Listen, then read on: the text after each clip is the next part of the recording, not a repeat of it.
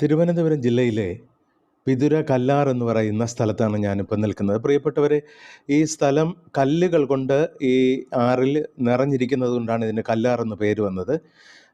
പലപ്പോഴും ഈ ഒരു അവസ്ഥയിൽ നിന്ന് അപ്രതീക്ഷിതമായി ഇവിടെ മഴയില്ലെങ്കിലും പെട്ടെന്ന് തന്നെ വെള്ളപ്പൊക്കം ഉണ്ടാകുക അല്ലെങ്കിൽ മലവെള്ളപ്പാച്ചിൽ വരാൻ സാധ്യതയുണ്ട്.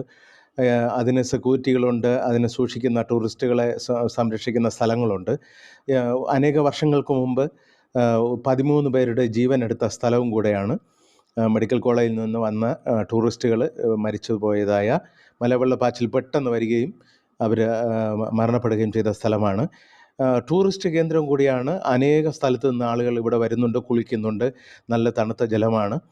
ഇത് പ്രകൃതി രമണീയമായ ഒരു നല്ലൊരു ടൂറിസ്റ്റ് കേന്ദ്രമാണ്. അഗസ്ത്യ വനത്തിൽ നിന്ന് വരുന്നതായ ജലം ഇപ്പോഴും ഇവിടെ വന്നുകൊണ്ടിരിക്കുന്നു. പക്ഷേ കുളിക്കാൻ ഇറങ്ങുന്നവർ വളരെ സൂക്ഷിക്കേണ്ടതും വളരെ ശ്രദ്ധയോടുകൂടി കുളിക്കേണ്ടതുമായ സ്ഥലമാണ്. ഇത് തിരുവനന്തപുരം ജില്ലയിലെ വിതുര കല്ലാർ എന്ന് പറയുന്ന സ്ഥലമാണ്.